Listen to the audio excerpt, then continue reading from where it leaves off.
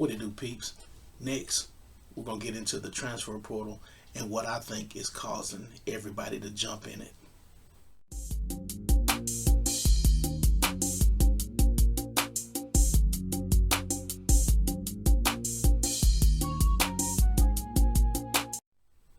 What it do, peeps? I'm the Beat Chef. Welcome to Watch the Damn Tape. Hit that like, that share, that subscribe button.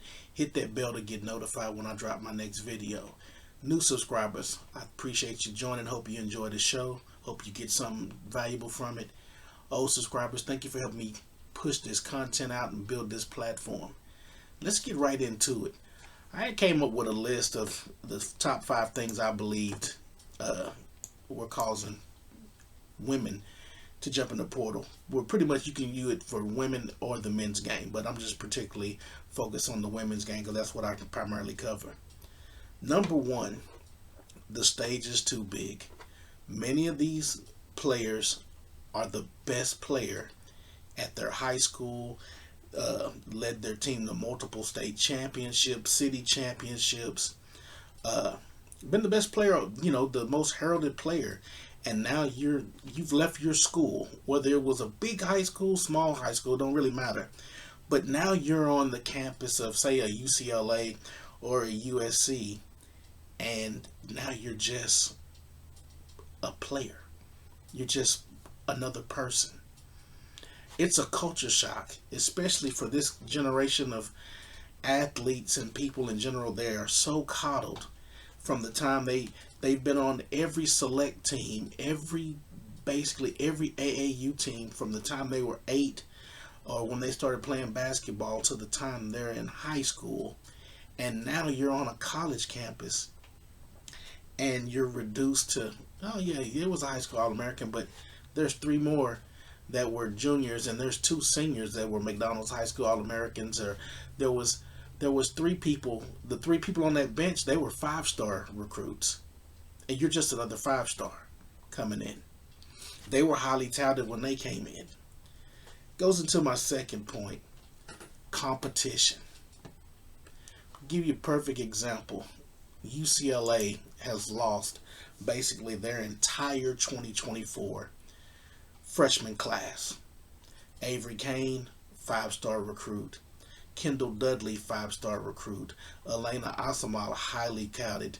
Sanaya Sucker Newman, 4-star recruit, gone. You know who's coming in? The second-rated player in the country in Sienna Betts, Lauren Betts' younger sister. She plays forward. She's 6'4".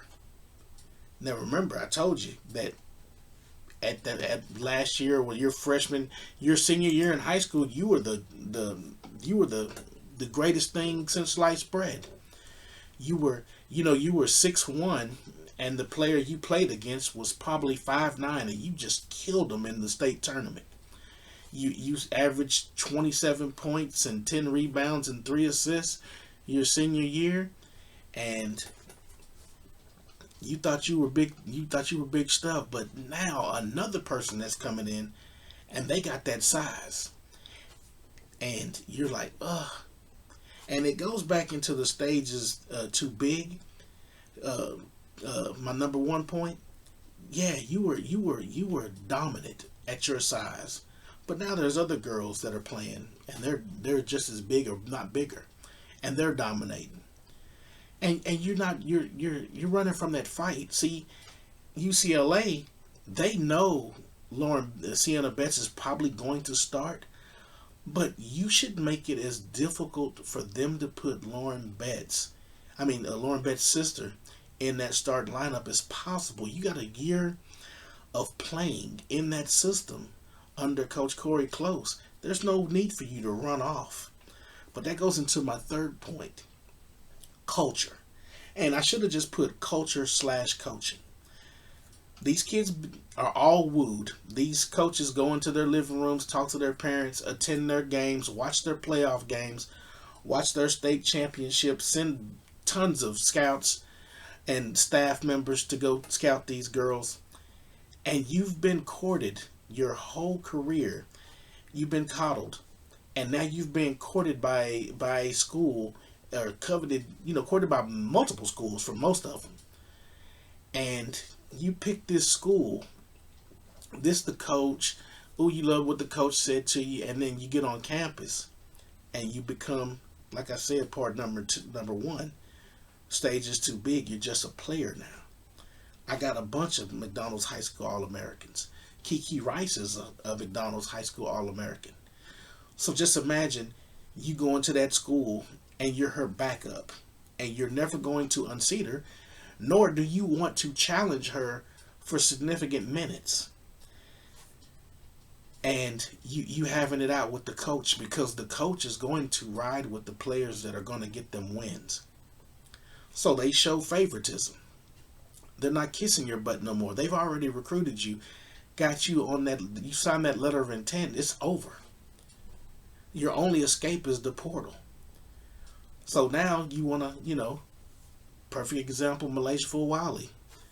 I said before she even said the comments that, when she criticized the coaching and said they weren't prepared, I said after the game that you'll probably see her in the portal before the end of the week. I still stand by that.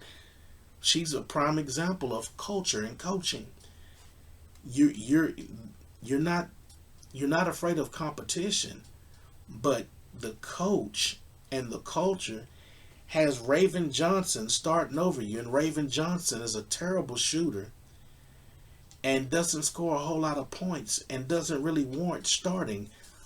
Raven Johnson should probably technically be coming off the bench, and Malaysia should be starting. So that goes back to the culture, and that's what's happening to a lot of these women that are jumping in the portal. The culture's bad. You see the writing on the wall that you're not going to get enough playing time here. You're not going to be able to shine, which goes into you just picked the wrong school. You picked the wrong school. Say Heichel for USC. She's from Long Island, New York. East Coast girl. But you play for a West Coast school. Yeah, the appeal of playing with Juju, Gottlieb sold you, which goes back to, she sold you on the culture. You get there and you realize, man, this team is all about Juju. I'm not going to be able to shine.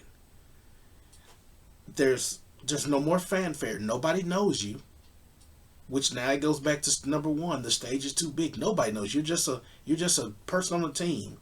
Yeah, you were McDonald's High School All-American, but oh well, we got Juju. She was the one too, and Juju's with Nike, and Juju's a partner in Unrivaled, and you keep hearing this Juju, and you're like, man, I could be back home in the East Coast. I could have went to Syracuse and probably been a star at Syracuse. I could have went to UConn and bided my time. Paige is leaving. Azzy Fudd is going to leave pretty soon. I could have went there.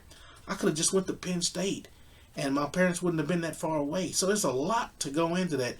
You just picked bad. You just picked the wrong school. Wasn't a good fit. You might have needed a smaller school. Some of these girls, they get a culture shock. Excuse me. Man, I'm not built for this. I'm not built for this level of competition, which is number 2 point. Man, I could go closer. I can go to a school that's closer to my house or where I'm from, or just a smaller school in general where the pressure isn't on me and I can perform at a high level, and it's basically a smoother transition to college. Going to a smaller school. Maybe it's Long Beach State instead of USC. Or maybe it's Indiana State and not Indiana. Just a smaller school. Those just for example. And the 5th one, which I think is the biggest one, and it's the newest one that is really going to change the sport, NIL. And the reason why I put NIL on this list is because the other 4 tie into this. If they're going to college to get an education, everybody that's at a certain age, so let's say 30 and up, you've went to school, you're either in your career field or you're not. And a lot of us have degrees. A lot of us got degrees and aren't using them. A lot of us have degrees and we're not in the field we're in. These kids know that. Their parents are our age. They're Gen X, uh, or early Gen Xers, and these kids are their offspring. So they see their parents, and they don't want to be their parents. And they know the job markets are hard.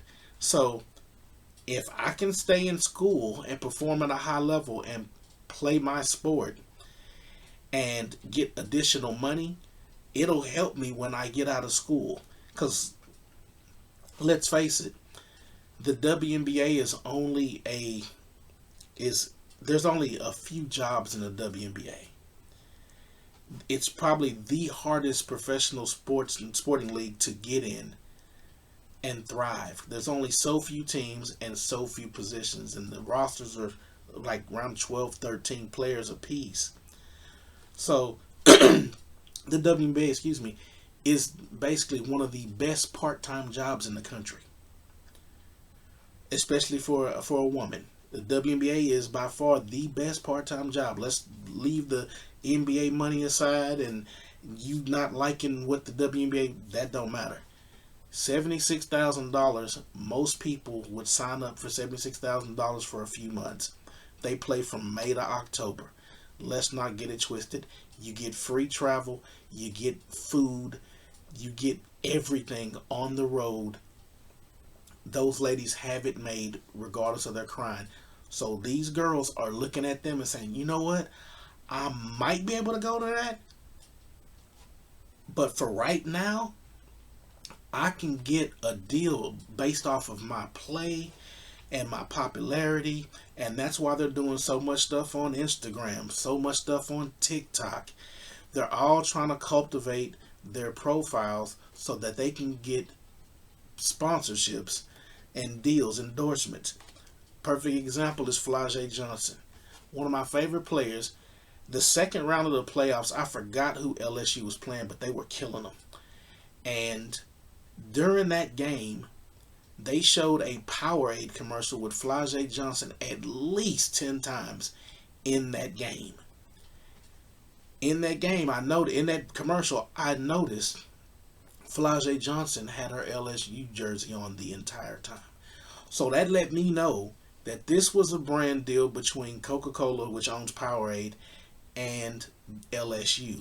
And they put their most prominent player on display. So it's a partnership between LSU and Flau'jae and Coke. They all benefit. Every player is not going to get those opportunities. So you can imagine if you're another player like Terpo, and you're on this team and you think you're just as good as Flau'jae, you have to get out of that scene so that you can get your shine. Remember, it's ego. Women are competitive. I don't know if people realize it, but in some places, in some circumstances, women are more competitive than men, and especially with each other. So if she wants to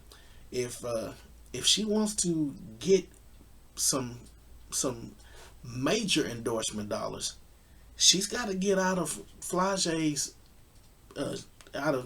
shadow, because Flau'jae casts a big shadow on a lot of players. Just like Juju does. Just like Hannah Hidalgo did. And that's the reason why I believe Olivia Miles left TCU. TCU understood, there's a crack in the armor over there at Notre Dame. She wants to be a star. Hailey Van Leaf, we brought Hailey Van Leaf in, and she already had star power. All Hailey did was legitimize TCU and the coaching staff and the environment. They took Hailey, they took Sedona, and they made it to that Elite Eight in the tournament. And that's it. And people don't understand how deep TCU's pockets are with the alumni. Half the alumni that go to TCU have their names on prominent buildings throughout Fort Worth, Texas. I can go show you the buildings. Matter of fact, I'll make a video on that, just driving around, and you'll see prominent buildings. Damn hospital, whole entire wings are dedicated to TCU alumni. performance art centers, TCU alumni. Almost every building in downtown Fort Worth is owned by one family who is a prominent family at TCU. So don't get it twisted about Notre Dame. I know Notre Dame's an old historic school. They got a lot of alumni and a lot of money. TCU got equally or more. Trust and believe. No shit. So Olivia's going to get whatever Olivia wants from that school. They've already done it. She wanted to feel like she was the one. They've made her look like she is the one. They made her feel like she is the one. Trust and believe. So that plays a part into it too. So I said NIL is the biggest component. The biggest. It used to be competition before they started getting money. It used to be because I just want to play. I want to play. It's about money now. It's about those dollars. And it ain't about what Hannah Hidalgo said to Olivia Miles. It's about Hannah Hidalgo casts a shadow, and everybody's in that shadow, and the star on the team is Hannah Hidalgo. On their commercial, they had a commercial as well. I believe it was the one where it was an insurance company, I believe, and the guy jumped down and ran on the court, and the game wasn't over. They were still having the fourth. It was the third quarter, the end of the third, and he ran on the court early. In that commercial, you notice it was Hannah Hidalgo and a few other players. I think it was Kate Koval and Sonia Citron was on the court. You did not see Olivia Miles in that commercial. And I always thought that was odd. You didn't see Olivia Miles on anything prominent nationally until she got on that Slam magazine cover with Hannah Hidalgo. Now it's the show. She's the show. She's the draw now. That's that NIL. That's the power of NIL, just to make money with the help of the school. It's a twofold thing. It's the player playing, being elite, being marketable, and it's that school. And that's the reason why so many of these girls decided to forego the WNBA, besides the fact that Caitlin Clark was getting her ass whooped that first season, and this was Caitlin Clark, so just imagine what they're going to get. So it was a lot. Plus the CBA, they're going to make more money next year. So if you can get an extra year of just chilling in college, building your brand, they're going to do it. That's why I say NIL is the reason, the number one reason to me, that kids are jumping in the portal in all sports, male, female. But I'd love to know your thoughts on the topic. Leave your comments below. Until next time, peace.